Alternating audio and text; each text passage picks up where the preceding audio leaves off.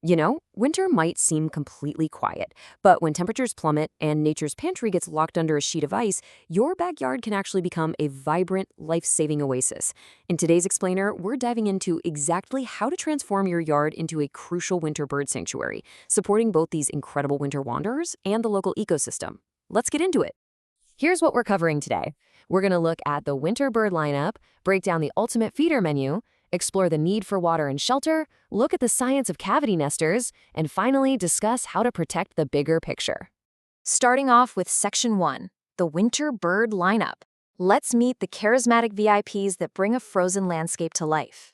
So who's actually hanging around in the freezing cold?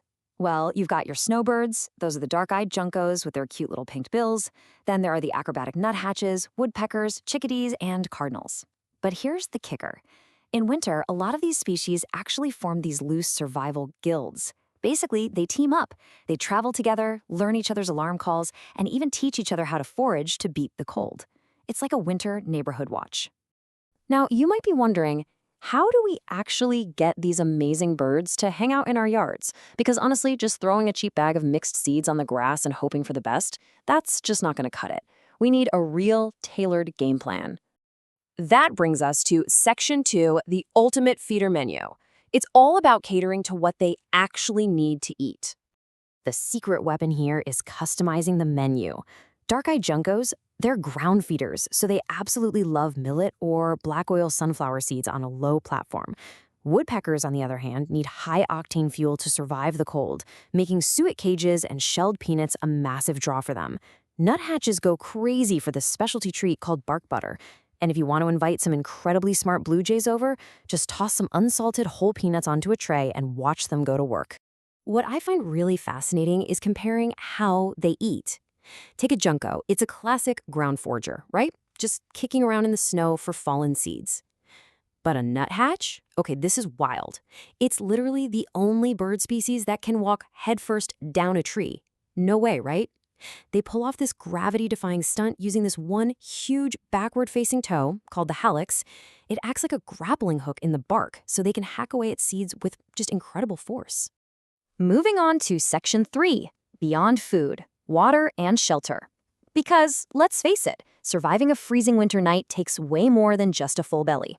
Think about it. When every lake and puddle is completely frozen solid, finding a simple drink is a massive struggle. That's why setting out a clean, heated bird bath is an absolute game changer. Seriously, it means these birds don't have to fly miles just to find liquid water, which saves them so much precious caloric energy that they desperately need to stay warm. And for shelter, you might actually be surprised to hear this. A winter roosting box is built completely differently than a spring nest box. A nest box has ventilation, for raising babies. But a roosting box? That is 100% about winter survival. The entrance hole is at the very bottom to trap rising heat, and inside there are staggered dowels so a whole group of freezing birds can pile in, huddle together, and share body heat. It's essentially a tiny, heated cabin. I absolutely love this quirky little detail about the tiny red-breasted nuthatch. They literally use tree sap as a home security system. They'll plaster sticky resin all around the entrance of their hole to keep predators out. And the best part?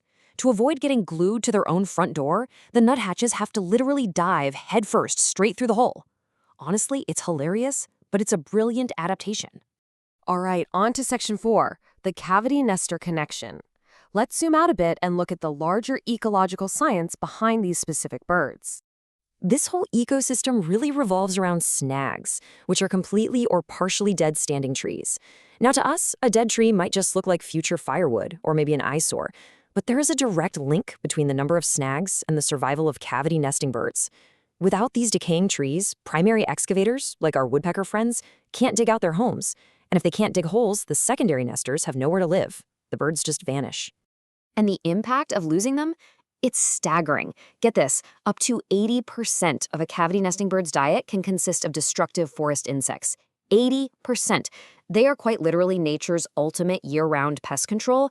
By managing environments to support these birds, we can naturally prevent massive insect epidemics, which is way more effective than any artificial interventions we humans come up with. To put this into perspective, let's look at the pileated woodpecker in Ontario. This is a bird that absolutely demands large, mature forests with huge dead snags to carve out their cavities. Ecologists call them a critical species because they build the largest cavities, which tons of other animals eventually move into and rely on. Basically, if your local environment can support a pileated woodpecker, it's a really strong sign that you've got a healthy, complete ecosystem. But then, compare that to the red-headed woodpecker. Its range is restricted to a much smaller area in the extreme southern parts of the province. They require very specific, mature, deciduous woods. Sadly, the disappearance of these big forest tracts has severely limited where they can live. It just goes to show exactly why preserving diverse, mature forests is absolutely vital for their survival. Finally, Section 5, Protecting the Bigger Picture. Let's wrap up with exactly what you can do on a macro level, starting right in your own neighborhood. Protecting these species really comes down to a few super actionable steps. First, keeping outdoor cats indoors protects our ground foraging birds like juncos. Second, retrofitting your windows prevents those awful, deadly collisions. Third, leaving dead snags in logs completely untouched provides that vital housing and insect food we just talked about. And lastly, meticulously cleaning your feeders and bird baths ensures diseases don't spread through your winter flocks.